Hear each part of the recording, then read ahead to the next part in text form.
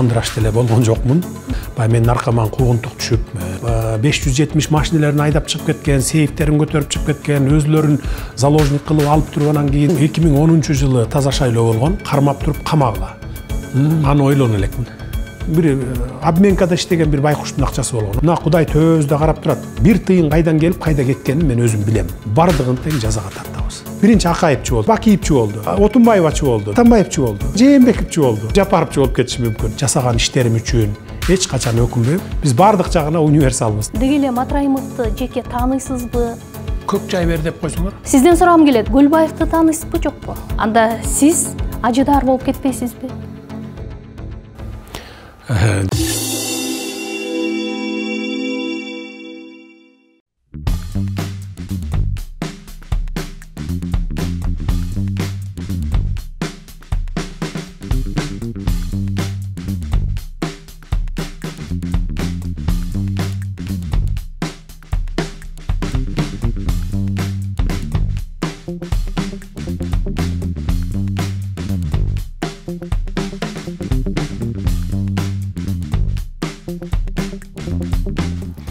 Садыр мырза, биз менен маектешүүгө убакыт тапкандыгыңыз үчүн алды менен ыраазычылык билдирем.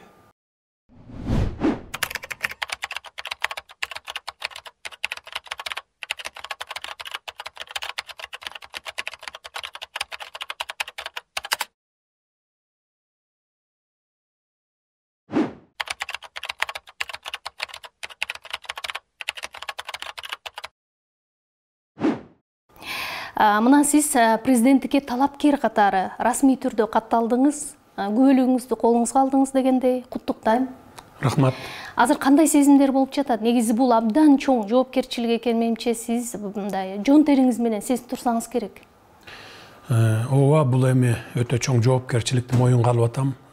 Анткени тарыхый бурулушта турабыз. 30 жылдан берки bir саналуу гана топко иштеген башкаруу системасын талкалап, жалпы элдин, мамлекеттин кызыкчылыгына иштей турган системаны түзөбүз деп турабыз. Бул өтө чоң жоопкерчилик. Албетте муну мен сезип турам. Бирок Кудай буйрса ишеним бар. Бардыгын биз ушу саясий жактан жана башка ушундай жактардан жакшы мындай бир тынчтык жолу менен бардыгын түз жолго салып кетебиз деп ишенип турам. Толкундоо сезими болгон жокпу? Дегеним, мындай баягы Белоруссияны кыйла жыл башкарып, анан дайыма шайлоолорго катышып келген Лукашенко деле соңку шайлоонун алдында мандыраж болуп турам деп айтканы бар да. Сизде андай учур болгон жокпу? Эми андай учур деле болгон жок. Анткени эми биз көп жолду басып өттүк да, башыбыздан далай нерсе өттү. Жаман да өттү, жакшы да өттү, кыйынчылык дагы, жыргалчылык да өттү дегендей. Эми бул жолдорду биз басып өткөнбүз, ошондуктан мандыраш деле болгон жокмун. Кудай буйрса, баягы пландар оюбузда, жүрөгүбүздө турат. Ошол пландар менен кете беребиз. Сизден жакындарыңыз, баягы коомчулук сиз менен жолуга калганда көп сурашса керек, дегеле президенттикке талапкер болом деген ой сизде болду беле? Негизи мүмкүн түшүңүзгө кирди беле дегендей? Эми менде мурда болгон эмес, 2017 жылы болгон.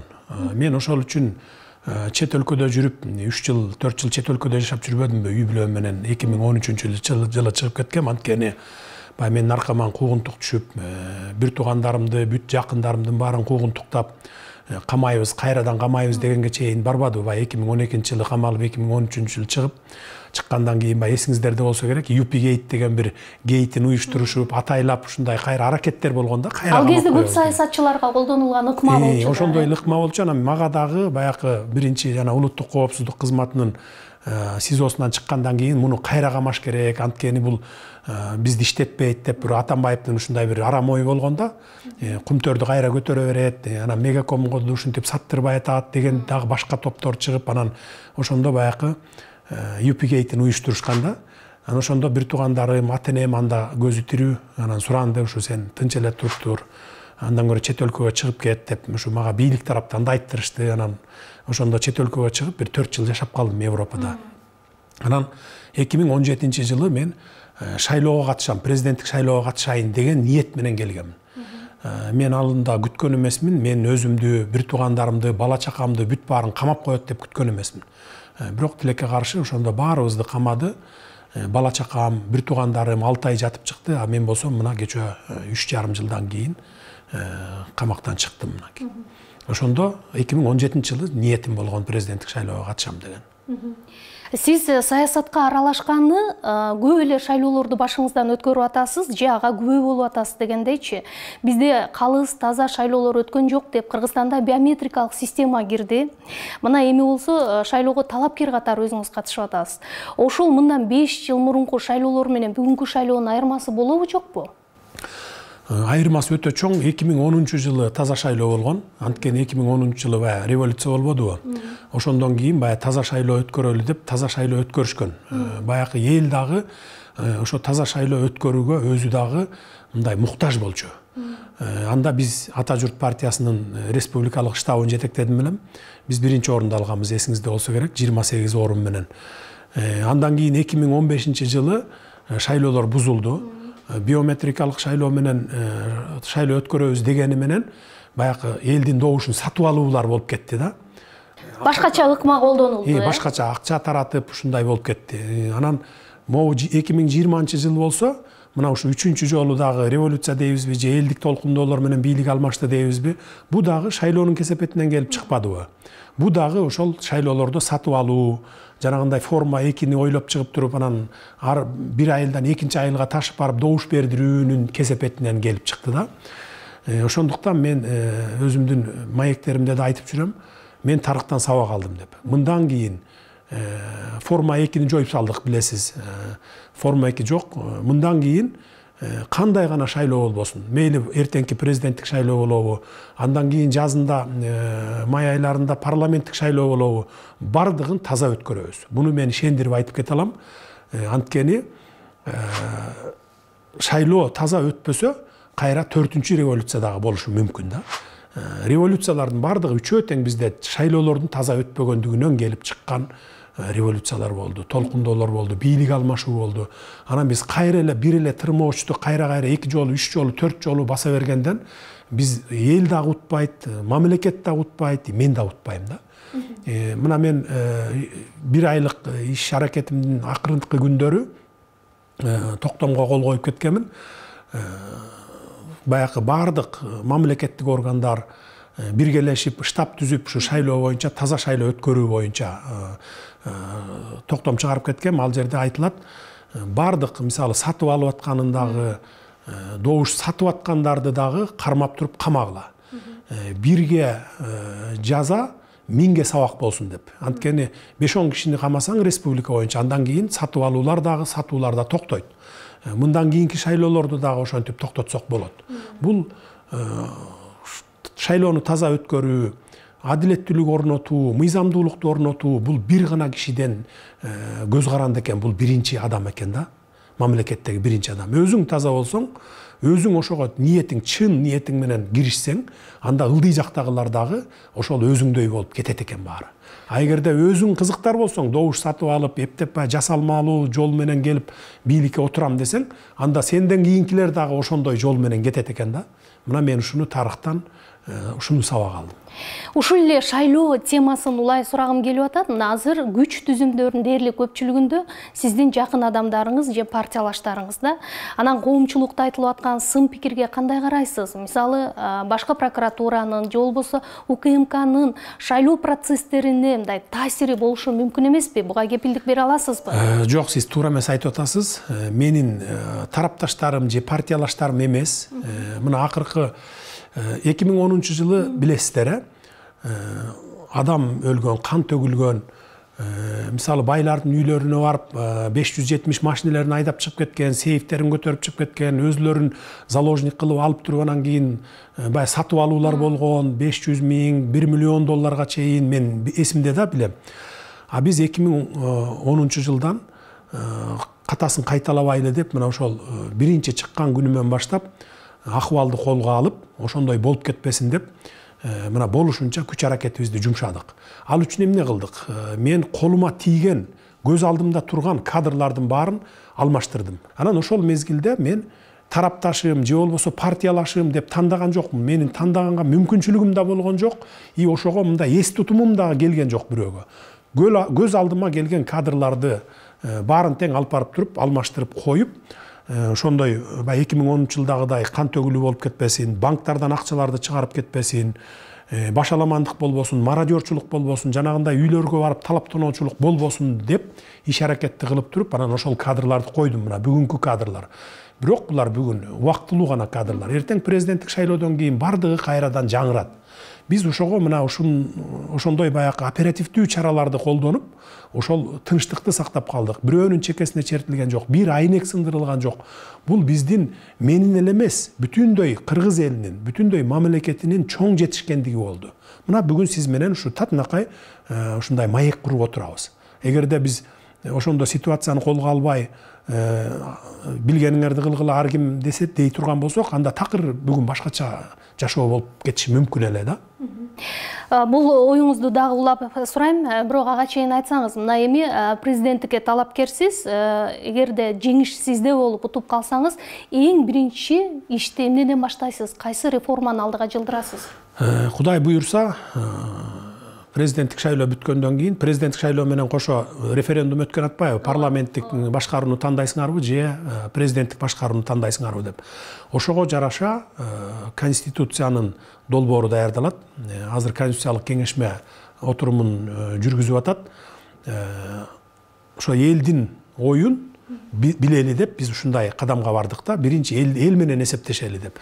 Көпчүлүк кайсыл системаны тандап алса, биз ошол система менен баш мыйзамды жазабыз. Баш мыйзам мурдакыдай бир кишинин же бир топтун кызыкчылыгын көздөгөн баш мыйзам болбойт. Бул жалпы элдин, мамлекеттин келечегин аныктаган, ошол жалпы элдин кызыкчылыгын көздөгөн баш мыйзам болот. Мейли кийин 5-10 жылдан кийин ким келбесин бийлик башына, бул система ошол бийлик башындагы адамды түз жолго салып, мындайча айтканда баягы уктап жатып албай, же болбосо баягы мына мен келдим, болду 5 жыл, 10 жыл жыргап алайын деп эмес, куйругун бурап иштей турган система болот да. Ошондой системаны түзүп атабыз. Кудай буйрса, ошол парламент президенттик шайлоо аман эсен өтүп кетсе, референдум өтсө, андан кийин анан конституциялык реформа болот. Ал деле ошол февралдын аягына барып калат го деп ойлоп турам. Андан кийин анан мыйзамдар кабыл алынып, ошо жаңы мыйзамга тиешелүү, ошогон туура келтирилген мыйзамдар кабыл алынат дагы. Андан кийин анан ошол июндун 1-ине чейин деп биз мыйзам менен аныктаганбыз, парламенттик шайлоо өтөт. Парламенттик шайлоо өткөндөн кийин анан саясаттын баарын жыйыштырып, уже баягы саясат бүтөт да. Анан биз экономика менен гана алек болобуз деген пландарыбыз бар. Ага долбоорлорду даярдап, азыр иштер жүрүп атат. Эми айтсаңыз, мына өзүңүз белгилегендей эле президенттик шайлоо менен бирге эле референдум өткөнү турат. Албетте мамлекеттик башкаруу системасын коом, эл өзү тандаган жатат да. Бирок эл парламенттик башкаруу системасына басым жасайбыз дей турган болсо, анда сиздин кийинки аракетиңиз кандай болушу мүмкүн? Биз элдин гана баягы пикири менен эсептешебиз. Эмне үчүн биз мындай кадамга бардык? Мисалы, азыр элдин пикирин мындай сезип турам. Президенттик башкарууга барабыз дейт. Көпчүлүгү баары ошону колдойт деп ишенип турам.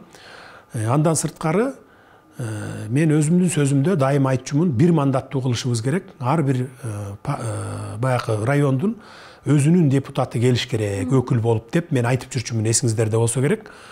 Бирок баягы талкуулардын жүрүшүндө мени баягы элдин дагы азчылыктын дагы пикири менен мен макул болдум. Анткени азчылык болсо дагы ал биздин эл. Мисалы, азчылык силер кимсиңер деп туруп биз аларды артка тээп салсак, анда туура эмес болуп калат. Анткени 2010-жылы убактылуу өкмөттүн мүчөлөрү азчылыкты ошентип тээп салган. Мына биз революция жасадык деп ал убакталар фаворит болуп турган, анан кийин баягы азчылыктын ой пикирин уккусу да келген эмес. Бул жолу биз азчылык болсо да аларды угалы деп атабыз. Анткени бир мандаттуу округтан кылып салсак, анда жаштар, анан аялдар парламентке келе албай калат деген пикирлерин айтып атышат да. Анткени 2005-жылы мен биринчи жолу бир мандаттуу округтан депутат болуп келгем. Ошондо чындыгында аялдар келбей калган. Бир гана Шарипа Садыбакасова деген эжебиз келди эле, аны дагы Раматылык Мелис Эшимканов сотко берип, алдырып салып, анан жалаң эркектер болуп калганбыз да 100%. Анан жаштар дагы чындыгында мындай келе алчу эмес. 10%, 15% эле жаштар келип калганбыз да. Анда мен да жаш болчумун. Анан мен ошону эске алуу менен биз бир мандаттуу округту дагы, андан сырткары ушу партияларга дагы орун берип, бул эми конституцияга жазылбайт, бирок мыйзамдар менен аныктайлы деп, ошол эксперттик топ ошондой деп мындай пландаштырып атабыз да. Партияларга да орун берели деп. Анткени партиялардан ошо жаштар, анан аялдар, башка улуттардын өкүлдөрү дагы ошол партия менен келсин деген ушундай шарттарды түзүп берип атабыз да. Мындай кыскача анан так айтсам, мындай түшүндүрмө айтсам, биз азчылыкты мисалы силер азсыңар деп биз мындай артка тээп салган жокпуз аларды. Алардын дагы кызыкчылыгын киргизип атабыз. Анткени коомубуз азчылык болобу, көпчүлүк болобу баары бир биздин мамлекетибиздин жарандары. Жалпы коомчулуктун кызыкчылыгын биз бирдей карашыбыз керек деген ушундай бир максат менен кетип баратабыз. Фаворит деп айтып калдыңыз да, менимче бул ойду мен Текебаев жөнүндө деп түшүндүм окшойт. 2010 жылы кабыл алынган конституцияны Текебаевдин баш мыйзамы деп атап, Кыргызстан ал конституция менен 10 жылда 30 жылга артка кетти деп сиз өзүңүз социалдык түйүнгө жазып чыктыңыз. Бирок мына эгерде ушул сиз айткандай эле калктын дээрлик көпчүлүгү, басымдуу бөлүгү президенттик башкаруу системасын колдой турган болсо, анда сиз ажыдаар болуп кетпейсизби? Жок, мен өзүм андай адам эмесмин, андайга барбайм. Эмне токтотот сиз? Мени биринчиден ынсап, ыйманым токтотот. Мен өзүм ишенем. Анткени түбөлүк эч нерсе жок. Мына түбөлүк отурабыз дегендерди дагы көрдүк турмушта. Ошон үчүн түбөлүк эч нерсе жок. 5 жыл отурамбы, Кудай буйруп, эгер маңдайыма жазып келип президент болуп калсам 5 жыл отурамбы, 10 жыл отурамбы, мен да кетем. Түбөлүк эч кимибиз жашабайбыз. Бирок ошо артыбызда ушул түзүп кеткен системабыз, башкаруу системабыз, эртең Эшмат келеби президент болуп, же Ташмат келеби, ошол эл үчүн, мамлекет үчүн иштей турган система болуш керек. Бир кишинин кызыкчылыгы үчүн эмес. Муну биз 30 жылдан берки тарыхыбыз көрсөттү. Анан мен кайра эле катасын кайталап эмне кылам? Мен ошон үчүн эч бир конституциянын текстине же болбосо башка ушу башкаруу системасына кийлигишпедим. Биринчи парламентке бербедик беле. Парламентке бергенден кийин ызы чуу чыкканда депутаттар дагы баягы моралдык жактан өзүлөрү кичине неме болду окшойт, аксады окшойт. Ошондуктан конституциялык кеңешме түзүп, азыр мынакей 100гө жакын киши ошону баягы академиктер, профессор, докторлор, баягы турмуштан тажрыйба алган, өкмөттө иштеген, жанагы башка бир университеттерде сабак берген адамдар ошону жазып атышат да. Ошол жерде айтып атабыз биз. Бир эле баштуу башкаруу болсун. Бирок ошондо дагы парламенттагы баланс болуп, президент менен баланс болуп, баягы контролдоп турсун. Анан курултай системасы эми баягы элдик курултай деп атабыз. Элдик курултай жылына бир жолу чогулуп, баягы парламент менен президенттен баягы коомдук башталыштарда кеңешин берип, сунуштарын берип, отчетун угуп, ушундай кылып турсун деген системаны киргизип атабыз. Эгерде мен ажыдаар болуп кетким келсе, мисалы, мен анда курултай институтун киргиздирбейт элем. Анткени мен деле мурдакылар окшоп 5 жылбы, 10 жылбы чалкалап жатып, өтүп алгандан кийин элдин алдына чыгып отчет берип, эмне кылам деп ушундай бир ниетим пайда болот эле да. Бул жерден курултай келип чогулуп турса жылда, мисалы эл бардык региондордон, айылдардан келип чогулуп анан турса сен отчет берип жылда. Ушинтип турганды мисалы көпчүлүк президенттер, мурдакы президенттер деле каалаган эмес да. 30 жылда бирөө бир жолу отчет берип, элдин алдына чыгып отчет берген эмес да. Мындан ары президент, парламент ошо жылда жасаган баягы, орусча айтканда годовой отчетторун берип туруш керек деген максатта ушундай системаны киргизип. Кош бийлик болбойт, эң негизгиси. Кош бийлик болбойт. Анткени мына биз кеткен президенттерди тарыхтан сабак алып, мына практика жүзүндө көрдүк, Мисалы, президенттер кеткенден кийин канча акча жегени, кайсы акчаны каяка колдонгону, $1 ат тишти $600 сатып алганы кеткенден кийин билинип калып атпайбы? Бул мында болсо, могу жаңы кирип аткан системада болсо, жыл сайын сен отчетуңду берип турасың да. Мисалы, бюджетиң канча болду, республикалык бюджет, канчасын каяка колдондуң, баягы сырттан канча каражат келди, канчасы грант, канчасы кредит, анан канчасын кайсыл тармакка колдондуң, мисалы канча бир буюмду канчага сатып алдың деген сыяктуу жылда сен отчет берсең, ал элге көрүнүп турат да. Анан эгерде жеп алсаң, жанагындай кылып кыянаттык кылсаң элдин мүлкүнө, анда сеники жылда көрүнүп турат да. Анда кандай десем болот, 5 жыл 10 жылдан кийин эмес, жыл сайын билинип кала турган система болот да. Бул өтө мындай эл үчүн, мамлекет үчүн пайдалуу гана система болот. Айтыңызчы, мына президент болуп калсаңыз, 1 жыл, 3-5 жылдагы пландарыңыз кандай болот? Дегеним, буга чейинки багы ишке ашпаган, декларативдүү түрдө болуп келген улуттук стратегияны эле кайра сунуштап улантасызбы же өзүңүздүн жаңы стратегия пайда болобу? Жаңы стратегия пайда болот. Эми биз баягы 30 жылдан бери, 30 жыл эмес, эми балким СССР мезгилинен десем жаңылышпайм го, кооз жазып алып, укмуштуу эле сонун сөздөрдү жазып алып, мына стратегия, мына планым деп алып келип эле жогорку кеңештен өткөрүп кетет да, бирок практика жүзүндө иштебейт да алчы. Биз практика унутуп да калат. Анан ошол кабыл алынып аткан кезде же ошо парламенттен өтүп аткан мезгилде укмуш макташат. Ой, укмуш экен, анан тим эле Швейцария болуп кетет экенбиз, өнүгүп кетет экенбиз деп. Бирок практика жүзүнө келгенде эчтеке жок болуп калат да. Мен андай кооз жазуудан алысмын. Жүрөгүмдө турган, практика жүзүндө ишке аша турган пландарыбыз бар, андай стратегияларыбыз бар. Кудай буйрса, могу саясий окуялардын баардыгын бүтүрөлү, андан кийин экономикага келгенде биз алып чыгабыз баарын. Иштей турган программаларды алып чыгабыз, долбоорлордон 2-3 чоң долбоорду азыр даярдап атабыз. Кудай буйрса ишке ашат. Бир 2 жыл, 3 жылдын ичинде кризистен чыгып кеткенге мүмкүнчүлүгүбүз бар. Мисалы, сырткы карыздарыбызды 1-5 жылдыкта эле өзүбүздүн ресурстар менен колдонуп, өзүбүздүн эле ресурстар менен кутулуп кетчү мүмкүнчүлүктөрүбүз бар экен. Жөн гана чечкиндүү кадамдарга барыш керек экен, анан күнү түнү дебей иштеш керек экен, мамлекеттик структураларды куйругун бурап иштетиш керек экен. Болду, башка эч кандай деле бир мындай бир оорчулук эч нерсе жок экен. Ушул эле оюңузду улай сурагым келет да, мына тышкы карыз деп калбадыңызбы? Азыр экономикалык амнистия маселесин сиз көтөрүп киргиздиңиз. Бул коомдо албетте жакшы кабыл алынып жатат.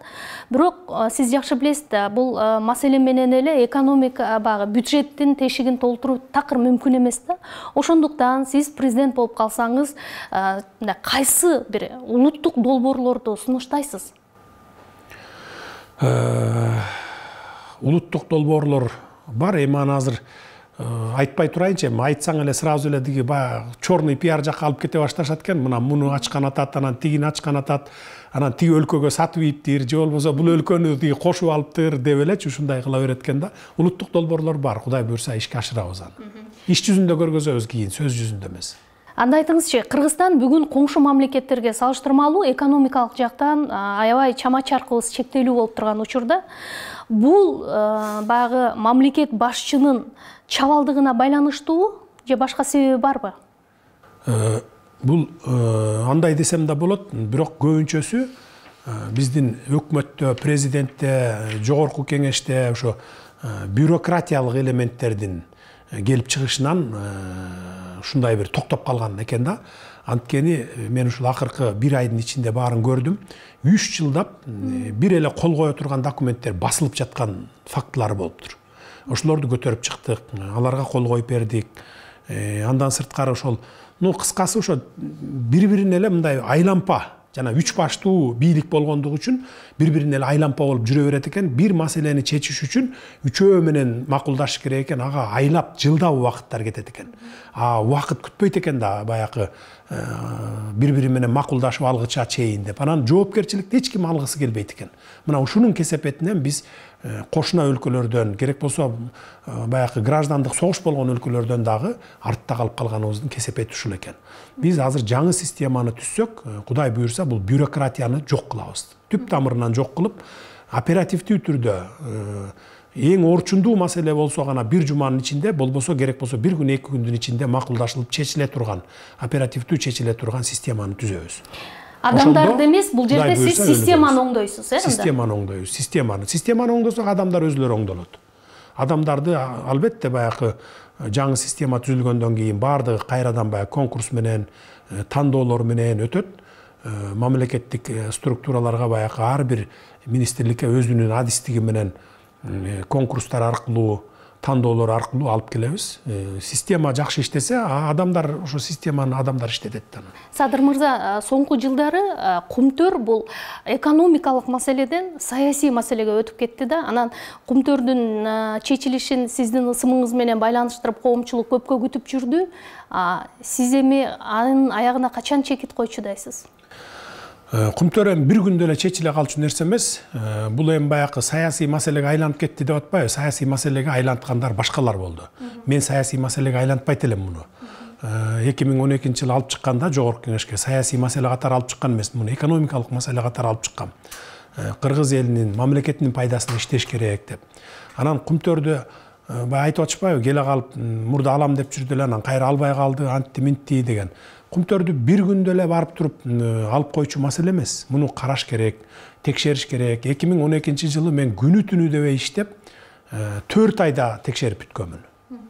Анан бүгүн келе калып эле мен барып туруп кумтөрдү алам, анан тиги бу деген мен үчүн туура эмес да. Мен үчүн эмес, жеке эле мамлекет үчүн туура эмес. Ар бир ишти жасаганда жет өлчөп бир кесишибиз керек.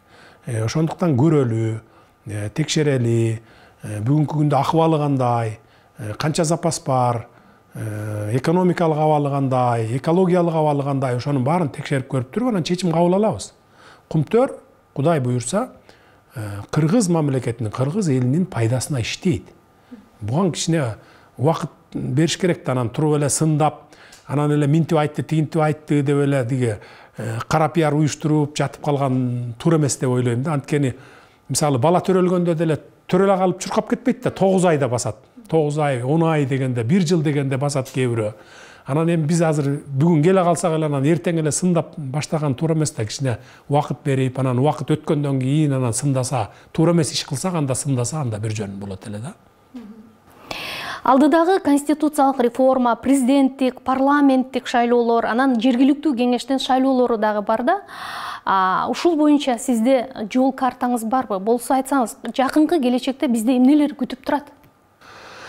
Жакынкы келечекте эми 1-июнга чейин бардык эле шайлоолорду бүтүрөбүз, Кудай буюрса.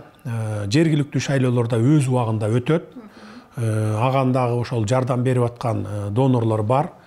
Мисалы ушу шайлоолор боюнча, шайлоолорду өткөрүү боюнча Россия жардам беребиз деп атат. Акча каражат жагынан эми ал биздин бюджеттен кете турган акча да негизи. Бирок алар жактан дагы ушу жардамдар болот деп убада беришкен, бирок мен бүгүнкү күн маалыматым жок. Канчалык деңгээлде берди же бере эле экен. Аны Борбордук шайлоо комиссиясы билет го. Кудай буюрса, ошо жол картасы эми айтып өтпөдүмбү баягы.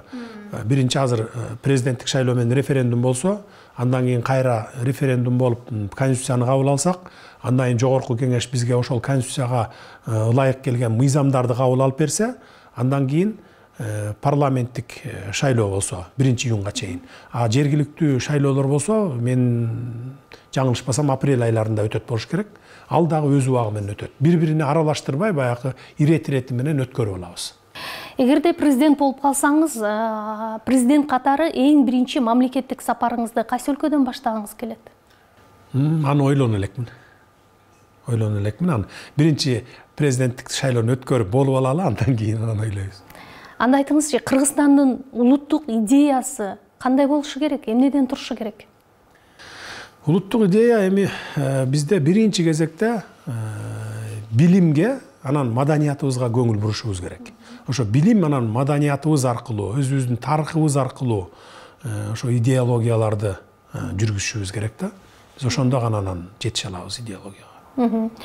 Бүгүнкү күндө сиз баягы саясий жагдайдагы маселелерге келе турган болсок, саясатчылардын ичинен кимди өтө күчтүү атаанаш катары эсептейсиз? Деги эле баягы саясий оппоненттериңиздин арасында андай адамдар барбы, жокпу? Кыргызда жакшы сөз бар го, кыргыздын уучубуз кур эмес дегендейчи. Бардык эле атаандаштарым күчтүү, бардыгын тең сыйлайм, бардыгы тең кыргыздын мен деген жигиттери бүт баары тең эле күчтүү деп эсептейм, баары тең эле. Кыргызстан демократиялык нукта өнүгүп жаткан өлкө, биз плюрализм сакталган өлкө, биз ошондой ой пикирлердин плюрализмин баалайбыз деп келебиз да. Бирок атаандаштарыңыздын, айрым бир жаранды коомдогу өкүлдөрдүн сиз тууралуу пикирлерине жооп бербей койгону сиз туура эмес деп эсептейсизби? жооп бербей коюу туура эмес, эми жооп бериш керек. Мен эми кээ бир анда-санда учурларда жооп берип эле атам. Эми биз баягы асманга учуп кеткен жокпуз да, баарыбыз эле жерде жүрөбүз.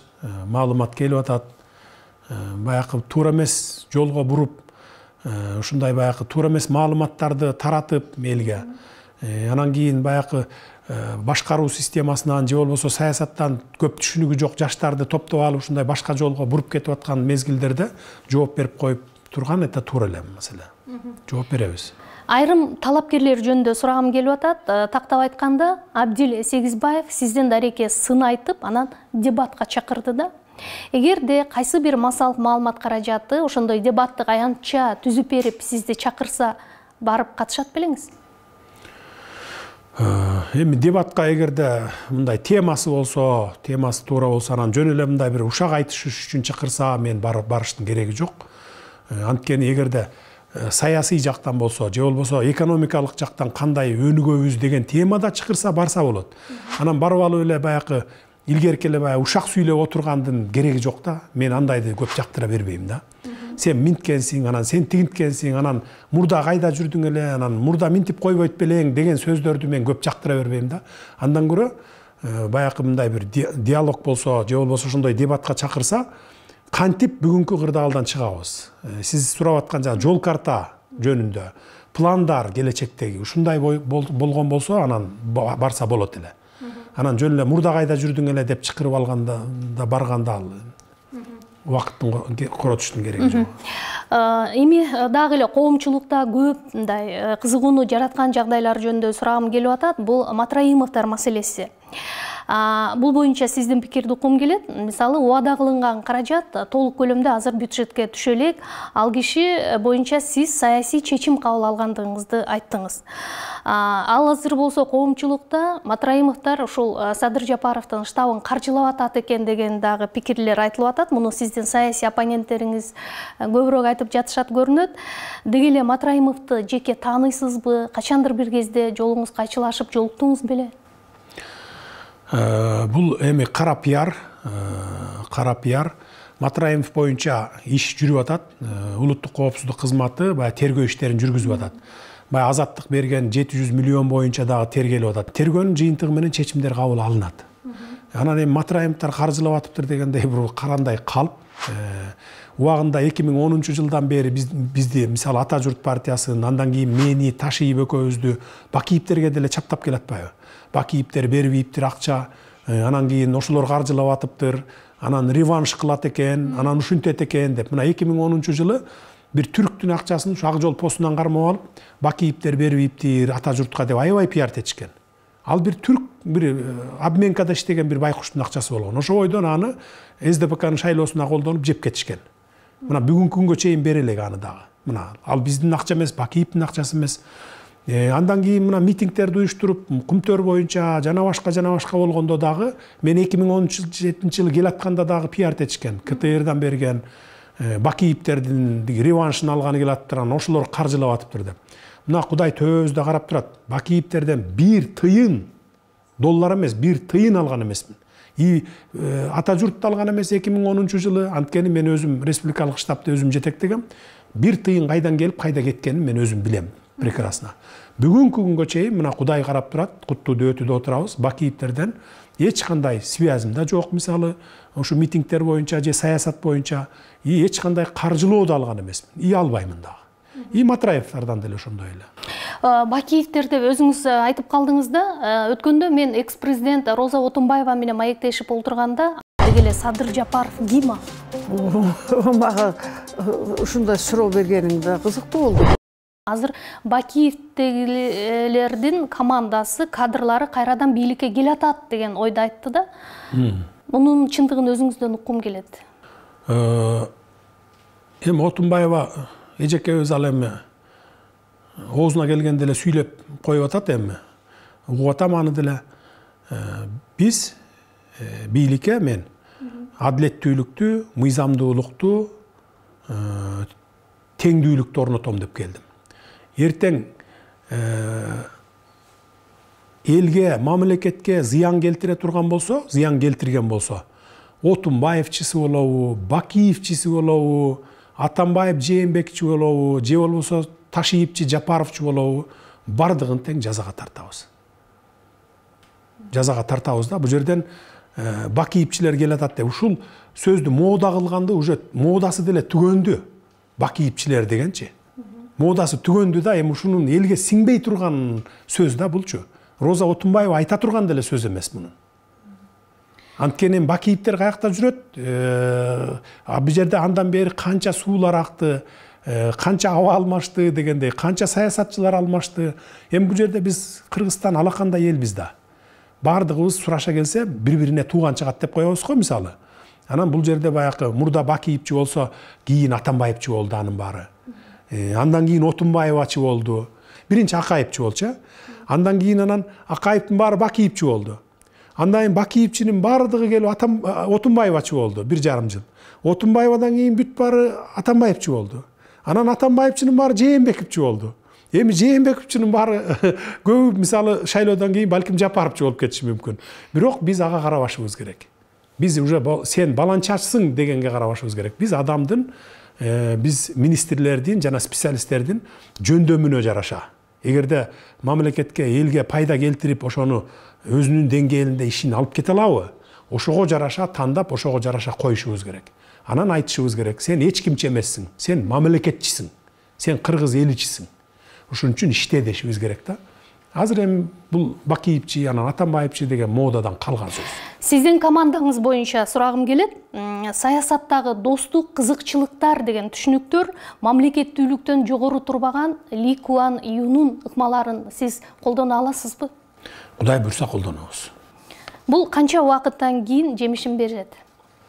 1 жыл, 2 жылдын ичинде жемишин берет деп ойлойм. Эми бийликке криминалдын таасири боюнча кайсы бийлик болбосун дайыма ушул сөздү ээрчитип келишет да.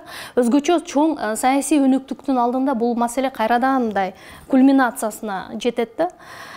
Сизден сурагым келет, Көлбаевди тааныйсызбы, жокпу? Тааныйм.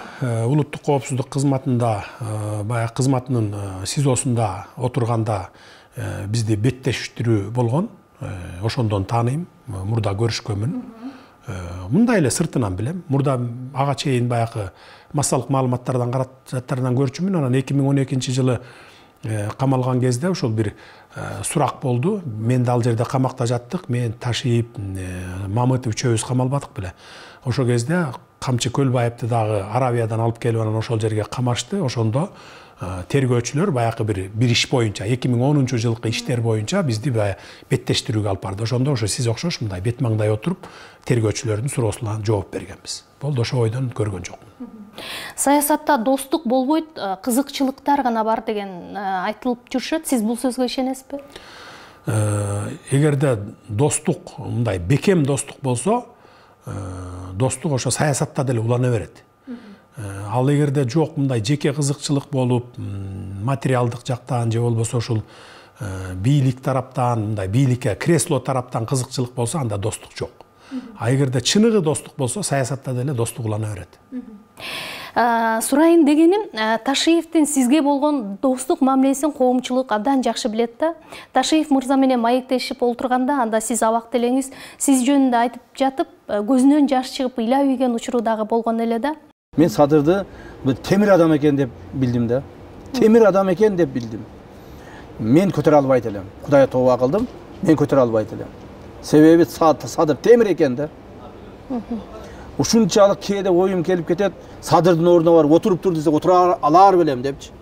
Мен ушуга деле макул болот элем. Азыр эми убакыт өтүп жатат, анан саясатта оппоненттериңиз тарабынан эки мырзанын ортосунда ажырым кетиптир деген дагы пикирлер айтыла баштады. Деги эле саясий, мамлекеттик маселелерде дайыма эле консенсуска келүү оор болсо керек. Ташиев менен биз 2005 жылы бир мандаттуу округтардан депутат болуп келгенде таанышып, чогуу иштешип калганбыз.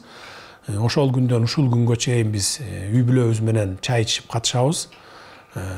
Эчен бир суулар акты, кечүүлөрдү кечтик, кыйынчылыктарды бирге көрдүк. Камалып түрмөдө бирге да отурдук. Анан бүгүнкү күнгө чейин достугубуз уланып келатат. Бул экөө урушуп кетиптир, анан мындай тигиндей деген сөздөр бул калп. Биз урушпайбыз. урушсак дагы өзүбүз ич ара урушушубуз мүмкүн, бирок тил табышып алабыз. Эч качан биздин достугубузду эч ким, бир гана Кудай ажыратышы мүмкүн. Атак мындай ушактар, ортого түшкөн интригалар биздин достугубузду ажырата албайт. Достугубуз экөөбүздүн түбөлүк бойдон калат.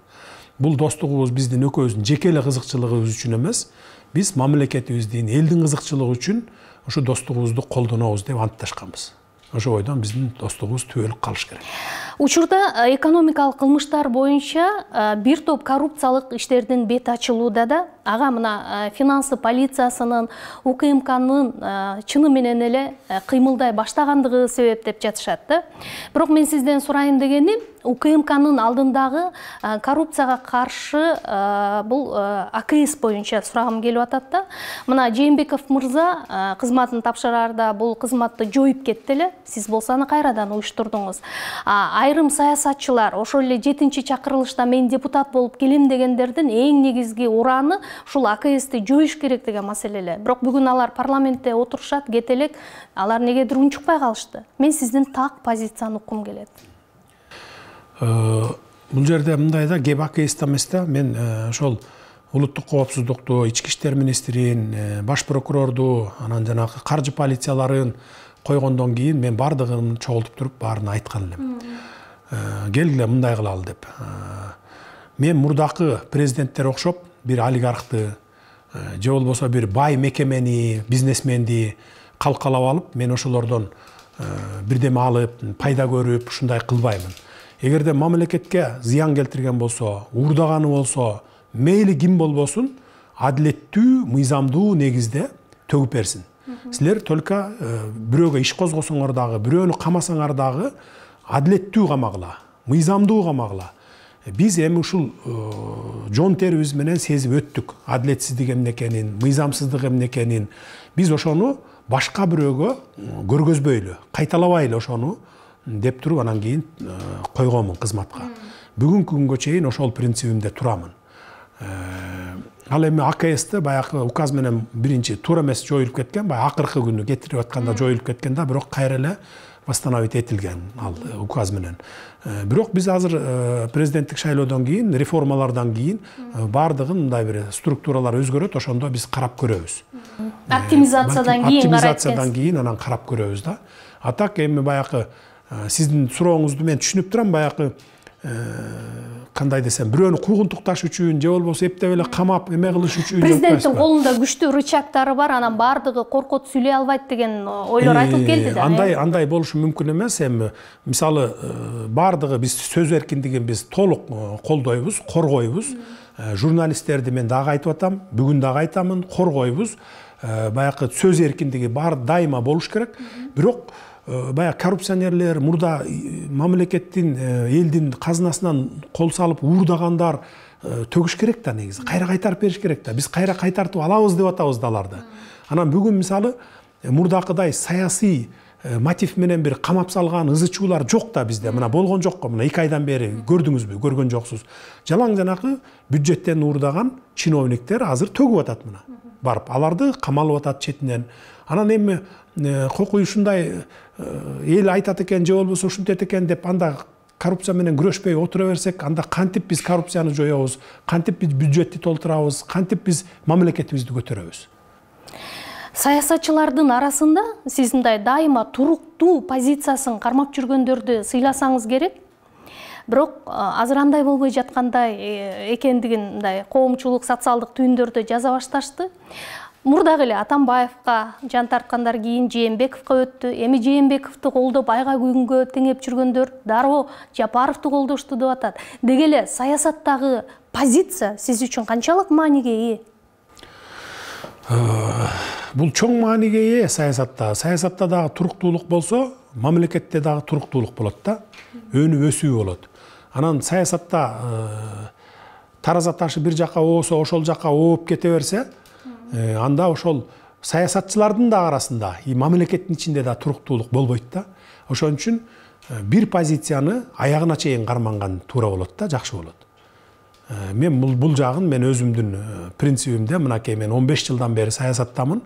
Мейли кандай кыйынчылык болбосун, башыма түшпөсүн. Мейли кандай мени критикалабасын, жамандабасын, бир позицияда жүргөндү жакшы көрөм. Бир позицияда жүрүп келдим бүгүнкү күнгө чейин. Мындан ары дагы ошо бир эле позицияда жүрөм. Балким мен ката кетиришим мүмкүн. Же болбосо ката кетирбесем дагы ката кетирди кылып, жамандап баягы бир мындай бир кандайдыр бир жамандоолор менен, кара пиарлар менен ушинтип пиар этишим мүмкүн. Бирок мен анда дагы баягы көңүл бурбайм, өзүмдүн баягы түз кетип бараткан ишимди кылып кете берем. Мамлекет үчүн, эл үчүн пайда келе турган ишим болсо, ошону жасап кете беремин. Анан баягы мен ушинтип айтат экен деп башка жээкке секирип кача калып, же болбосо позициямды өзгөртүп, андай жок менде. Менимче бул абдан жакшы сапат болуш керек. Ошондой позициясы жок саясатчыларга өтө астыйдил мамиле кыласыз го анда, Ошондой мамиле кылыш керек. Анын баарын көрдүк да, эми кимдин ким экенин. Могу акыркы 1 айда эле, 2 айда мурда деле бир башыбыздан көп нерсе өтүп келатпайбы, 10 жылдан бери.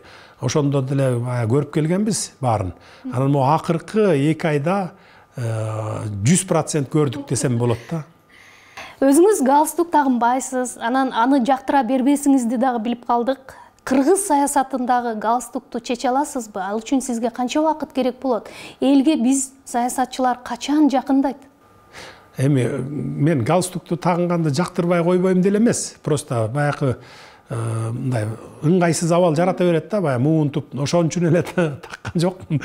Кудай буйруп президенттик шайлоо бүтсө, анан тагабыз эми анткени. Көнө баштайсыз. Көнө баштайбыз. Анткени баягы мурда деле депутат болуп жүргөндө деле тагынып эле жүрчүмүн. Анан бу акыркы күндөр эле баягы ызы-чуу болгондо эле баягы ыңгайсыз жаратпасын деп эле тагынган жокмун.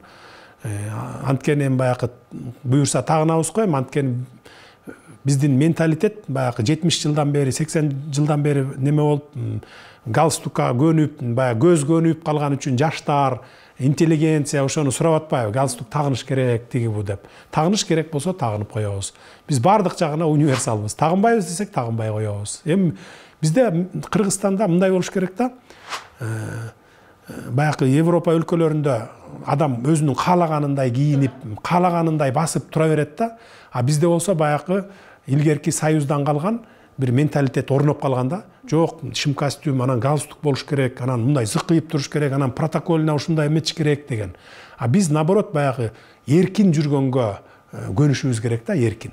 Мен сурагайын дегеним бул суроонун экинчи өңүтү болчу да. Саясаттагы галстукту чече аласызбы? Чечебиз, Кудай буйрса. Чечебиз, элге жакындатабыз. Бүт бардык министрликтерди, өкмөттүк адамдарды, депутаттарды, өзүбүз дагы элге жакын болобуз. Эми суроонун кийинки бөлүгүн мен сиздин балалыгыңыз, жашооңуз, философияңызга байланыштуу суроолорго өткүм келет. Балалыгыңыз кандай өттү? Өзгөчө эмнени сиз аябагандай бир жылуу сезимдер менен көкүрөгүңүз толо эстейсиз? Балалыгыбыз айылда өттү, абдан жакшы өттү. Бактылуу балалык десем дагы жаңылышпаймын.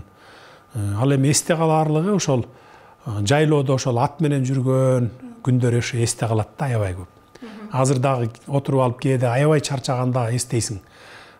Жайлоого барып ушу ат минип алып, кымыз ичип, куурдак жеп, ошол жерде жайлоодо жүрсөң деп мындай неме болуп кетесиң да, мечтать этип кетесиң. Жашооңуздагы эң чоң коркунуч эмне?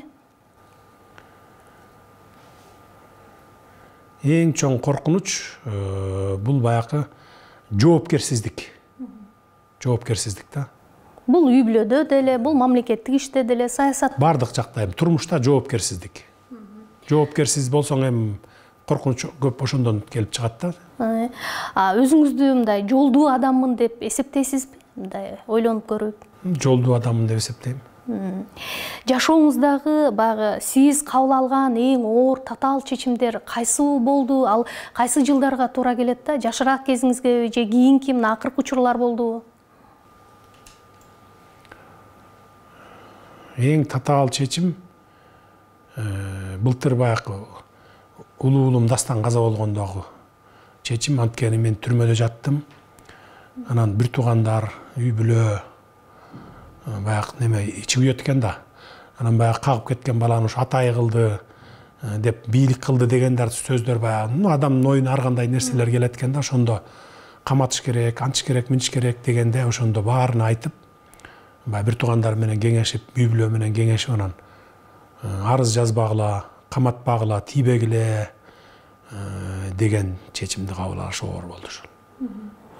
Негизи үй бүлөдөгү баардык чечимди жеке өзүңүз кабыл аласызбы же балдарыңызга дагы мындай тең ата болуп чечим кабыл алганды үйрөтөсүзбү?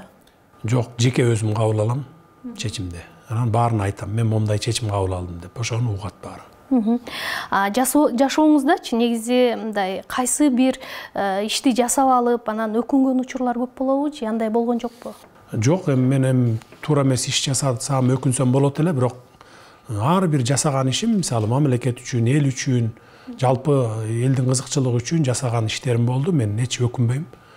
Ал эми жеке иштериңде албетте кээ бир иштерде өкүнөсүң, туура эмес кылып алдым деп. Бирок баягы саясаттагы келаткан 15 жылдагы жасаган иштерим үчүн эч качан өкүнбөйм, анткени ар бир жасаган ишимди жети өлчөп биргесемин дайыма. Абак эмнени үйрөттү сизге? Абак бул турмуштан сабак алышты үйрөттү. Мен бир чети өкүнсөм, экинчи чети өкүнбөйм деле. Ошол жерге алып барып, мени алардын дагы жашоо турмушун көргөзгөнү, ичинен көргөзгөнү баягы мага чоң сабак болду да, турмуштан сабак болду. Азыр эми мен баягы аякты көрбөсөм, ал чөйрөдөн менин баягы түшүнүгүм жок болот беле, балким деп ойлойм да. Анткени мен азыр эми саясатта, турмушта, анан ошол криминалдык чөйрөдө дагы мен баардыгын мындай көз алдымда көрүп турам да. Кантип маселени чечсе болот, кантип жойсо болот баягы криминалдык чөйрөлөрдү, кантип стабилдүүлүктү орнотсо болот дегендей баягы баардыгын көрүп билип турам. Турмуштан көп сабак алдык ошол түрмөдөн дагы, анткени баягы мен эле эмес, мыйзамсыз, адилетсиз жаткан ал жерде миңдеген адамдарды көрдүм. Миңдеген баягы тагдыры талкаланган жаш балдарды көрдүм. Анан ошон үчүн баягы өткөндө жана указ менен 230 адамды чыгарбадыкпы, алардын баардыгы ошол жана майда чүйдө менен же болбосо адилетсиз жаткан адамдар. Ал 230 эле адам эмес, миң деп саналат. Бирок тилекке каршы өткөндө комиссия караганда ошо жанагы ырайым берүү комиссиясы менен жаза аткаруу комитети караганда ошол болушунча эми азыраак чыгарганга аракет кылышыптыр да, алар баягы орусча айтканда жадничтетишкен да дегендей да. Эми анын баарын ревизия кылабыз, кийин карайбыз дагы. Бүт түрмөлөрдө дагы, бул сыртта эле эмес, элдин жашоосунда эмес, түрмөлөрдүн ичинде дагы биз адилеттүүлүктү орнотобуз. Толук адилеттүүлүктү орнотконго жетишебиз. Буга убакыт керек экен бизге. Эң күчтүү сапатыңыз кайсы? Ишенимдүүлүк, өзүмө өзүм ишенүүчүлүк. Кимге ишениш керек экенин кантип чечесиз? Кимге ишениш керек экенин дароо чечиш кыйын болот экен, анткени баягы аралашып жүрүп убакыт өтөт экен, анан көрөт экенсиң, бул кишини да көрөт экенсиң, тиги кишини да көрөт экенсиң, анан кийин барып бирөөнө токтолот экенсиң. Буга ишенсе болот экен, буга ишенсе болбойт экен. Буга болсо кичине ойлонуп көрүш керек экен деп мындай убакыт менен чечет экенсиң да. Сиз ишенген достор алдап кеткен учурлар болду беле? Эми баарыбызда эле бар да, сизде деле болсо керек. Бизде деле алдап кеткен учурлар болгон. Андайлар көп эле болот турмушта. Акыркы жолу качан өзүңүздү мындай ыңгайсыз сездиңиз? Ыңгайсыз сезген учурларым деле болгон жок. Сизде бош убакыт өтө аз. Болсо эмне менен алектенгени жактырасыз? Сууда сүзүүнү жактырам. Бошогондо бассейнге барам түз эле. Спорттун чемпиону боло элексизби? Жок. Социалдык түйүндөгү посторуңуздун баардыгы өзүңүздүн колдон өтөбү, анткени абдан активдүү болгонго аракет кылып атасыз же сиздин ойду жардамчылар ишке ашырган учурлар барбы? Жок, өзүмдөн өтөт, өзүм жазам, өзүм салам. Facebook'та да бармын, Одноклассникте, Instagram'да да бармын. Посторумду өзүм жазам, өзүм салып коем. 160 миңден ашуун сиздин жеке баракчада катталуучулар бар экен. Бул кыргыз саясатчыларынын арасында, Facebook'та. Кыргыз саясатчыларынын арасында сиз бул жагынан лидер экенсиз да, туурабы? Кантип жетиштим деп ойлойсуз? 2010-жылдан бери карай социалдык түйүндөрдү колдоном. Ошондо ачкан элем баракчамды. Ошондон бери ушу 160-тан ашып калыптыр, 160 миңден. Одноклассник сайтымда дагы группам бар, ал жерде бир 46 миң болуш керек. Инстаграмда ошо бир 200 миңге жакын подписчиктерим болсо керек. Муну ошол социалдык, эми азыр 21-кылымда жаштардын баары ошо социалдык түйүндөрдө отурат баары тең. Мен билгенден ошо мындан бир 4-5 жыл мурунку статистика боюнча ошо 300 миң кыргызстандык Facebook'ta отурчу эле. 1,5 миллион кыргызстандык ушул 15 жаштан баштап 60-70 жашка чейинки адамдар Одноклассникте отурчу эле. Анан 15 жаштан 28-30 жашка чейинки жаштарыбыз 1,5 миллиондагы Инстаграмда отурчу эле да. Сиз баары рынокты өздөштүрүп алыптырсыз да, жакшы. Өздөштүрүп алгам. Ошол бул мындай бир 3-4 жыл, 4-5 жыл мурунку статистика болчу. Азыр бирок кандай экенин билбейм. Азыр дагы көбөйсө керек. Анткени Инстаграмга көп кирип калышпадыбы баары. Твиттерге качан көчөсүз? Твиттерди колдонгон жокмун.